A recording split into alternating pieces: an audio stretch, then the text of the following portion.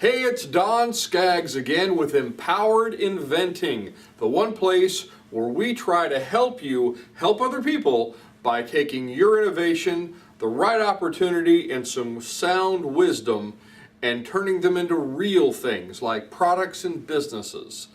The ones that help people, and those people give you certificates of appreciation called dollar bills. So anyway, today I want to talk to you just a little bit about something that we call, something we've mentioned in a few videos before, about something that we call our idea steps. And I'll see so many inventors and entrepreneurs, and they'll have a great idea and they'll be all excited. It'll be a business idea. Maybe they're an entrepreneur. Maybe it's not necessarily a product or a gadget. Maybe it's a business idea, or they do have an idea for a gadget or a product, and they're what you'd classically call an inventor, or a new technology, or a new way of doing business. I kind of group all of that into inventors when I say inventors. But anyway, I'll see a lot of them and they're all excited about their ideas, and they rush in and they have just done the first thing they thought they needed to do, and sometimes that first thing or something that they just rushed right into and spent a whole bunch of money on was not the right first thing to do. Because there's steps that you need to take, and if you take the steps in the right order, I've seen successful inventors, and I've seen inventors that have not been successful. And a lot of times it boils down to the fact that they rushed in, and think of it like a washing machine. A washing machine has all of these different cycles. You just kind of hit the button and it starts to fill with water, and then it starts to add the soap, and then it starts to agitate, and then it starts to spin, and then it's rinse and then spin, or I don't really know the order that they're supposed to go in. But what I'm saying is, if you get those cycles out of order, you end up with soapy clothes or clothes that are soaking wet. And it's the same way with ideas. It's the same way with entrepreneurs and inventors, with people who have ideas for products and businesses. So I think that one of the ways that we try to help inventors and entrepreneurs is by giving you a set of steps and putting those steps in the right order. Now, these aren't giant steps. These aren't steps that are supposed to take, a year at a time or anything. No. These are fast iterations that you go through. Very simple steps. Very, if I can borrow from Dave Ramsey, baby steps that you take that are just little steps, and you can say, okay, well, I can get through that one. Let me get to the next one.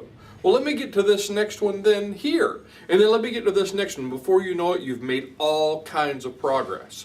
And the more you put into your idea, the more you put into your business or your product, your invention, your startup, then the more valuable it becomes, the more quality things that you put in as far as your time, your money, your energy. Now, what are these idea steps, you might be asking? Well, we teach these in a lot of our Empowered Inventing classes. We go through them, but the first step and a lot of people think, the first thing I need to do is rush out and hire an attorney and get a patent.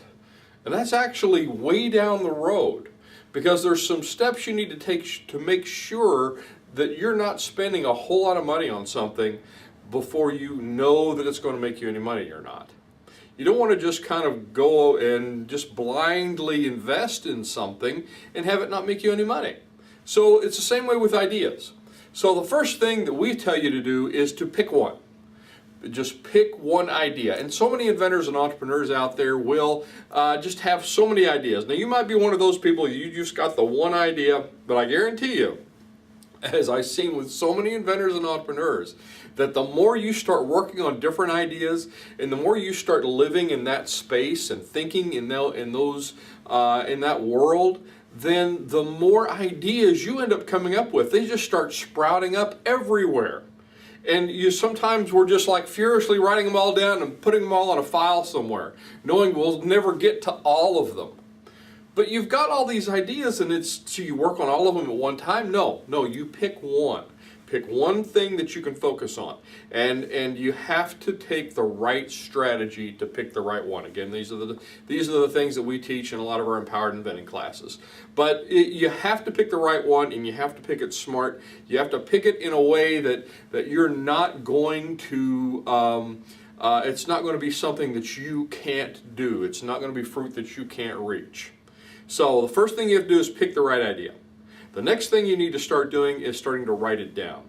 And when I say write it down, you're not just writing down the idea and then you're done with it. No, no, no. This is something that goes on, and it just, you keep adding to it and adding to it and adding to it. And throughout the entire life of the product of the business, you just keep writing and adding to this.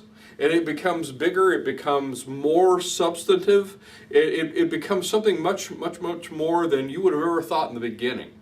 But it all starts with immediately starting to write it down, because it prepares you for so many things. It prepares you for the next step, which is the fact that you're going to actually have to build something to prove to yourself that it works. And I would say, well, that's a prototype, but we actually separate prototypes into two different types of prototypes. The first prototype you make is the Frankentype, and that's the next step. You're picking the right idea, you're starting to write it all down, and now you're building a Frankentype. Frankentypes, as you've heard me say so many times before, is where you've snuck out to the graveyard of broken products and spare parts. You've used glue sticks and duct tape, and the result is a prototype that only an inventor could love. This thing's going to be ugly. One of these days I'm going to do an ugly prototype contest. Send me a message, let me know if you're interested in that. I'd love to do one if I had enough people interested in getting involved with it. Who has the ugliest prototype? So anyway, that next step though is this low-cost functional prototype. And you're proving just to one person that it works, and that's you. So you've thought of it, you're saying, oh yeah, I wrote all this down on paper, and it makes perfect sense to you on paper. But does it make sense in the real world? Can you actually make it work? That's the Frankentype. Now, you've figured that out, so you're working on that, so you've picked one, you've wrote it down, you've Frankentyped it, you've got it working. Now you've got to figure out, how can I make this in quantities? In other words, this is what we call the scalable manufacturing prep, or learning how it can be made. So you want to be sure that you know, can I make one of these, and can I make 10 of these? Can I make 100 of these? Can I make 1,000? Can I make 100,000 of these?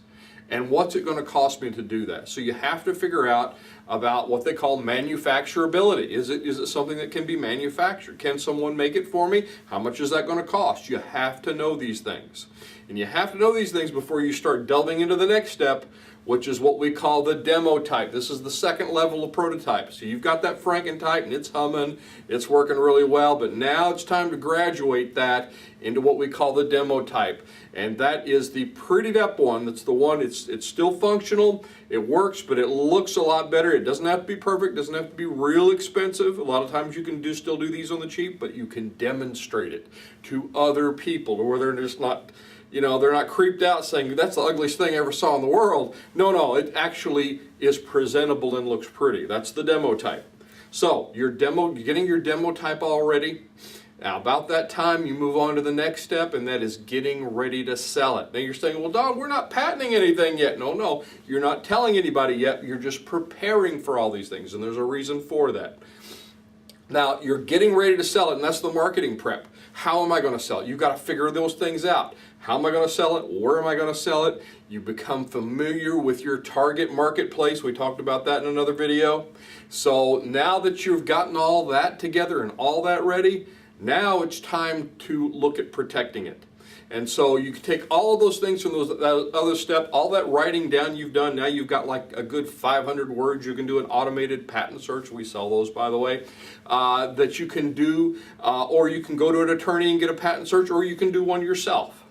So you want to search and make sure there's nothing else out there in the marketplace or in the patent database that is like it, so you're not infringing on anybody. You want to be sure about that. But then you want to file the provisional patent, and you can protect it that way. And that is, provisional patents are very different. We'll talk about this in another video about how a provisional patent is different than a utility patent, and than a full-blown, the big enchilada patent. But it's a good way to get your foot in the door and be able to put patent pending on everything. Because the next step you're going to take, the minute you do that, and you've done all of these other steps beforehand, and you've filed that provisional patent, now you're going to have to learn to sell it. And that's the market validation and the pivots. That's where you're actually, okay, now I'm ready to show it to the world. I've got my demo type together. I've taken the right preparation. I haven't spent a lot of money, and now I'm ready to see if this thing's going to sell. So you file that provisional patent, and then the next moment you start the whole marketing thing. And then you want to sell it. And once you know where it's supposed to live, how it's supposed to live, how it's supposed to be presented, you've got all of these ducks in a row. You've protected yourself with a provisional patent. Now you're out there selling it. And you're either selling it directly, you're selling it through distributors, maybe you're using crowdfunding or licensing. There's lots of different ways to sell it. Of course, again, we teach that. And so then you've taken all of these steps and you've prepared yourself well. And you've gained a lot of wisdom in taking these steps, learning about the process, learning about the product, learning about the market. And you're out there and you're proving that it's working because customers are buying, customers are selling, and that is when you become successful. And that's the next step, that's the last step, and that's probably the most important step, is be successful and then help other people. Go back to your inventors group, your local inventors group that maybe you've been in, and I strongly suggest go to Invent Leader, or it's either Invent Leader or inventleaders.org. It's called the IGA, Inventor Groups of America. We're in there with our inventor groups, and we're all over the country. Get with your local inventor group, but be successful and go back to those groups and help other inventors that are struggling. Help them with these steps. So anyway, I hope this was helpful. This was the overview of the IdeaSteps. I'm Don Skaggs, Empowered Inventing TV. If you're watching me on YouTube, be sure and like, subscribe, help us to build our tribe. We're trying to get to 100 subscribers. So maybe we're already there by the time you've watched this, and that's great too. But anyway, be sure and like and subscribe, and I will look to see you at the next meeting. We do online meetings now, by the way, maybe at one of the next local workshops, or maybe one of our online classes, or at least on the next video.